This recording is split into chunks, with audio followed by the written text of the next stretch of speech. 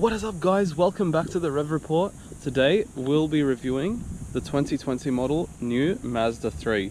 So I'll be showcasing you the interior, exterior, special features of this car, driving dynamics and technical specs.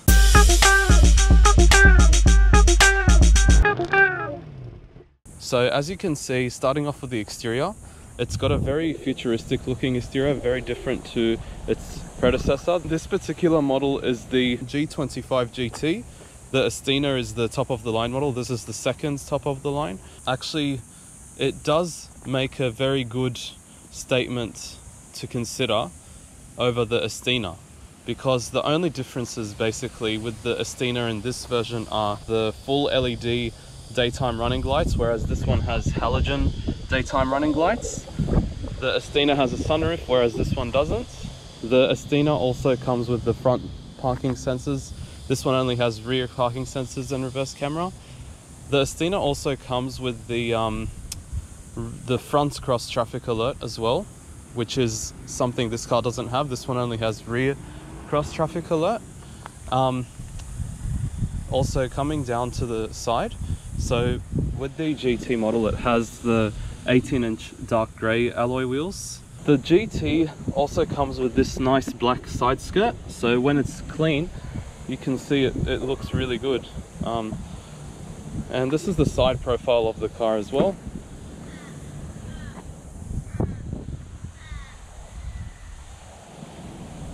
This is the rear. The rear comes with, so you can see, dual real exhaust pipes. Also has full LED tail lights. The rear parking sensors, as you can see here. The reversing camera. And yeah, I think it looks really different and definitely a step forward, I think, for Mazda. A lot of people don't like how the rear end of the hatchback looks. I don't mind it, I think it looks pretty nice.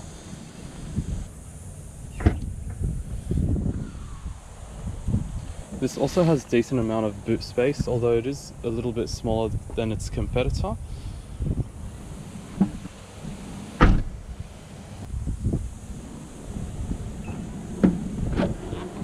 It's got the 2.5 litre 4-cylinder naturally aspirated engine, Skyactiv G.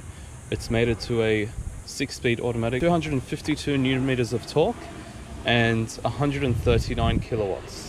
To 100 is tested at around 8.2 seconds. It's not something you can call quick or fast or anything. It's just comfortable, a comfortable cruiser for every day. So it's not actually a actual key, it's just a fob on its own. So it has two buttons on the side, the lock and unlock. And also, as you can see, when you press it, it actually should have a red light, but because this is the spare key, it might be running out of charge. But anyways, this is what the car looks like in terms of its lighting setup. So when you unlock it, so it has LED indicators all round for the GT model. It has the bi-xenon headlights, which also turn with the steering, but you don't notice it as much. Also, these are the halogen daytime running light, and these are the tail lights. So as you can see, it has four nicely placed individual lights for the indicators.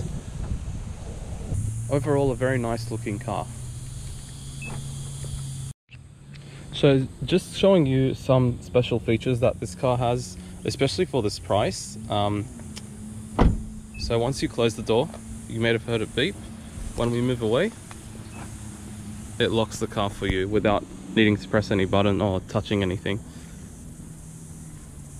Then once you get close to it, you just tap on the door handle behind the door handle so that you can open the door.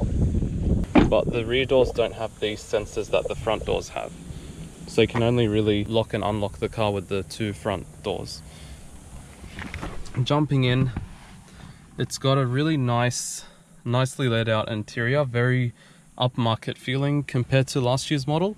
The door panels are very much high class for this type of car. It's got leather padding on the armrests on the doors, and also a nice aluminium metal finish across the door. It's got nice maroon type of stitching, maroon colored stitching, along with padding at the top.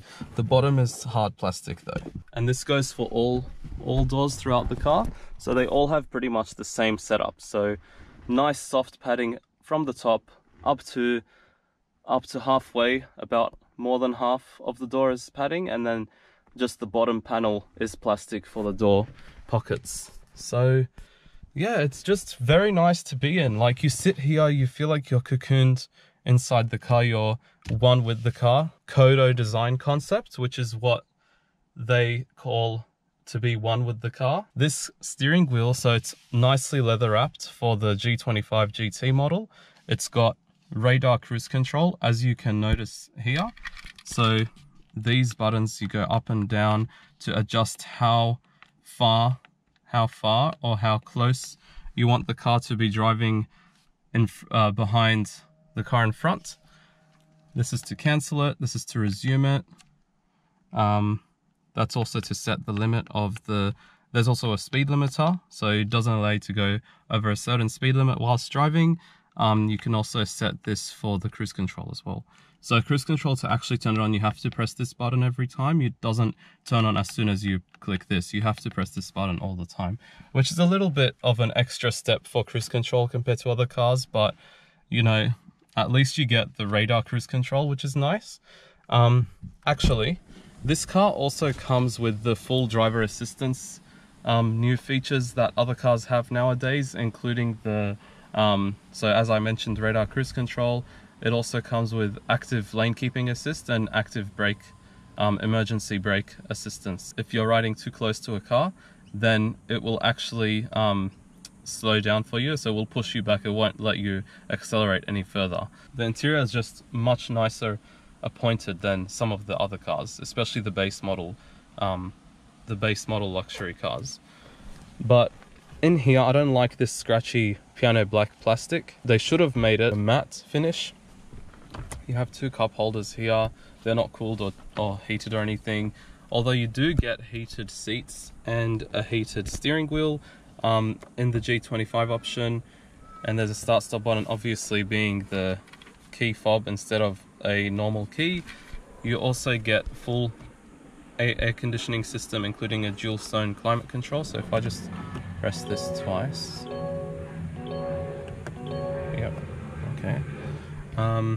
So yeah, as you can see, there's 2-zone climate control, so you can adjust the settings here. Now we have it on sync, so if I adjust the driver's side, it will adjust on both sides, and if I adjust this side alone, so it will turn off sync.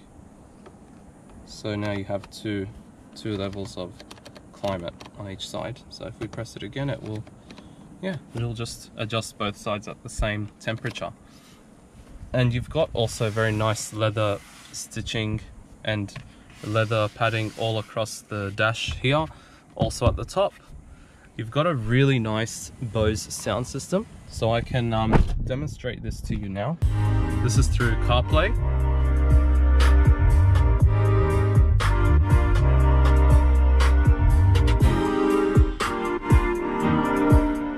Yeah. So you be the judge, maybe compare it to other cars as well, but I think this is pretty good for what you get for the price. So we can also have a look at what the other features it has at the rear. So let's have a look. So in terms of the rear, the space is pretty nice, although the tip of my hair just touching the ceiling a little bit because of that sloped roofline and how the design is like. In here, it's a little bit claustrophobic because of this raked door panel with the smaller window. So the sedan version does fix that because the window line is straight at the rear. So we have really standard looking air vents at the rear as well, which is, compared to the rest of the car, it's a very much a standout. So like, you have these air vents and then you have that like futuristic nature of that interior, and then even the doors as well. It's just, this looks like it came out of a 1990s or 2000s model Mazda 6 or something. But yeah, other than that, the nice cool whites, there's nice cool whites LED interior lighting as well, which is really nice for what this car is. It complements the black roof lining very well. You've also got nicely tucked away speakers at the rear, next to the head of each passenger at the rear, and also speakers on the doors. Subwoofer is also, it's underneath the boots here. So as you can see, that's actually the Bose subwoofer, which is the space saver sized subwoofer. The driver's seat is the only electric seat in this car. The passenger seat is not electric, it's completely manual. This is just some glove box space in here. You can also turn off and on the passenger airbag from here. So you might notice whilst I'm driving, there is a passenger airbag light that stays on when you're driving this car. And I've checked with the dealership and they've said that this is a normal behavior of the car. So yeah, it's a shame that there has to be this odd light that always has to stay on, because never had that in any other car. So once you unlock the car, you're welcomed with this really nice animation. So the infotainment system also comes standard with navigation, comes standard with Bluetooth, Apple CarPlay, Android Auto. No unwanted features. Like, everything is so vital and so nice to use in this car. You will end up being very used to what this car has to offer. It's so nice. So we'll just start the car up. Completely new for this generation of Mazda 3. So if we press the home button, so if you go back to the actual homepage of this infotainment, it's very similar to the iDrive, I believe. I think they've copied a lot from that. And just the overall setup of this array of buttons here just looks really similar to Audi, I think. And it's also got a sport mode as well, which is what Audis have. The only mode that Audis have is a sport mode, like in the standard Audis, like the A3 that I reviewed earlier. If you'd want to go and check that out to compare this car to see how this stacks up against an actual luxury branded hatchback. So yeah, and then this is a favorite button, so you can program this to do what you would like it to do. And yeah, this is the back button for if you're navigating through the system. This also has an auto hold feature, so you'd have to turn this on every time you start the car and put your seatbelt on. So now it won't let me because it asks me to put my seatbelt on. That's why it beeps at me. Over here we've got stability control off, I-stop off, which is the start-stop function. Whenever you stop to a traffic light or a stop sign, it turns off the engine. You can turn this off so the engine will remain on now. Parking sensors off, so when you're reversing, the parking sensors won't turn on and won't beep at you. This also is the button to turn off and on all the driver safety assist features, the active assist features such as the emergency braking and cruise control, radar cruise control. It also has two driver memory seats, so you press it once and it will move the seat for you, as you can see, and it makes a nice sound to tell you that it's complete. Also, you cannot use this feature whilst the car is in drive or in reverse. So from reverse up to drive, you cannot use this feature. It has to be in park strictly. It's got an electric parking brake as well. Auto dimming rear view mirror. This also goes for the driver's side mirror. Another thing in the side mirrors, you can see that they have the triangle for the blind spot assist. So as soon as you drift off to another lane, the steering will actually give you a vibrating feeling and it will slowly push you back to your lane. It is a little bit intrusive at times, especially when you're trying to avoid a pothole. It also has a USB port here, along with a USB port down here. It's got your car charger here, 12-volt socket, cigarette lighter as well. This is also your SD card for the navigation. Also has these paddle shifters as well. Also, to let you know that the manual mode is actual manual, so it doesn't shift up if you don't shift up. So like, you have to beware. If you drive it in manual mode, it will just stay up the revs and it will just drone until the engine explodes, basically. In terms of fuel efficiency, I mean, you always forget that this car is not as fuel efficient as you would expect. Because this is a 2.5 litre, you always remember, oh, okay, I have to remember it's a 2.5 litre. It's not like a 1.8 or a 1.6 diesel or something. So it's not going to be as fuel efficient as you might expect. But as a trade-off, you get such a comfortable cabin and such an effortless driving experience. Like, the engine doesn't have to rev itself out to get you like overtaking on a motorway or just moving off quickly if you're feeling a little bit spirited for a day. Compared to the Corolla that I drove once, it feels much more smoother and comfortable and more effortless compared to that new Corolla. So in terms of driving experience, take it for a spin. So let's go.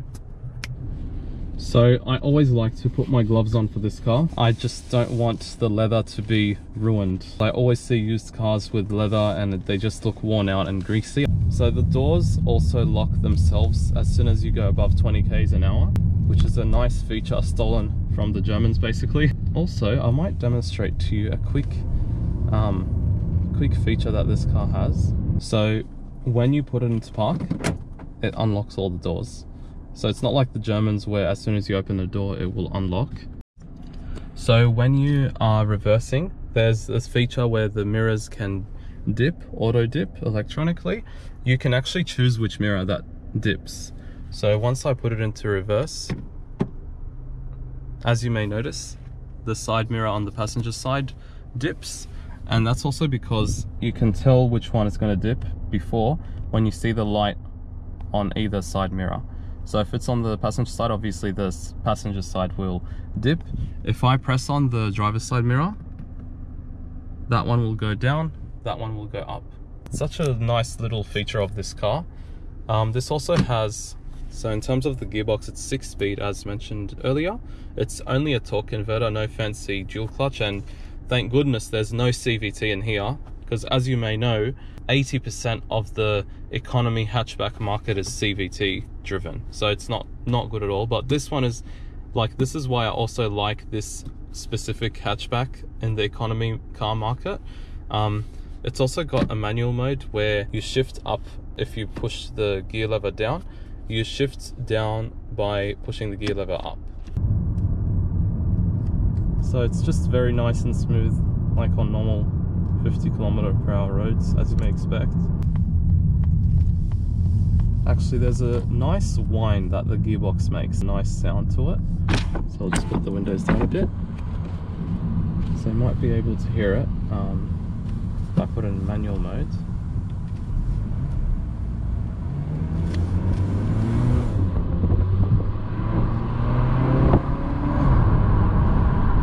So you may have been able to hear it, I'm not sure.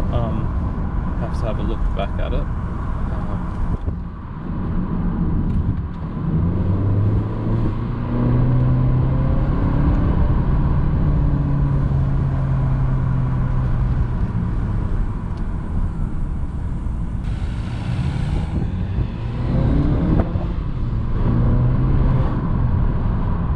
And the gearbox shifts really nicely, like it's really smooth, it's not jerky or anything. It's just such a good gearbox to play with.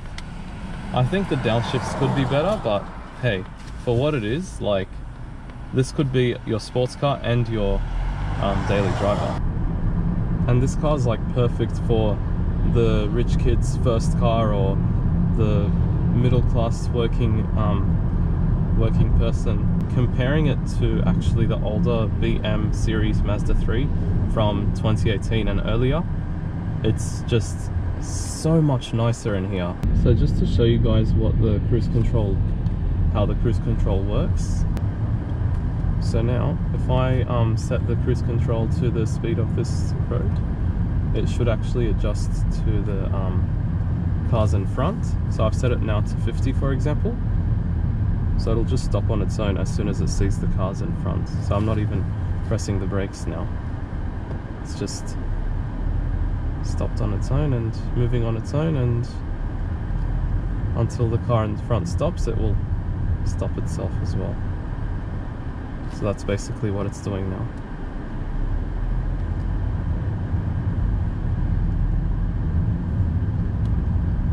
That's pretty much it.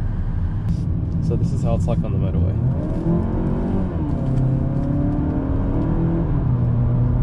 So it's got a very good acceleration for daily use. So that was the blind spot assist going off at me. So yeah, this is basically what it's like on the motorway. If I get too close to the car in front, it will actually push me back because of how close I am. It's relative to speed. In terms of motorway driving, it's not compromising at all. It's pretty smooth, and you can get into the motorway pretty quickly. Road noise is okay. Like, it's not the best, you still get that drone from the road. The braking on this car, it's much more heavier. Like, when you press the brake pedal, it's not as responsive as like the Audi that we test drove. So it has more brake travel than the Audi or the German cars that you might have, or even Toyotas. It's just really weird. The dealership says that it's something to do with having more feel into how the car drives. I don't know how that makes sense, especially because these are just the brakes. It's not like it's the accelerator pedal or the steering or something like that. So actually in sports mode it feels more responsive, the acceleration. I believe the throttle is much lighter.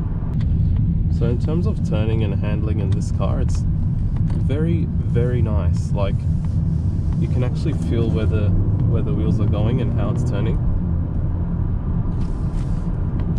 Engine note is really nice for a 2.5 litre as well, I reckon. Let me know in the comments if you've had an even better 4-cylinder economy car. I mean, I feel bad just by calling this car economy because it doesn't feel it. Like, it really does feel like a more upmarket luxury car. You could call it a premium economy car. Economy just does not sound right. Let's go. Also, this car has automatic headlights as well, and automatic windscreen wipers. The windscreen wipers actually have a feature. If you're spraying the windscreen wipers, they actually spray from the wipers themselves.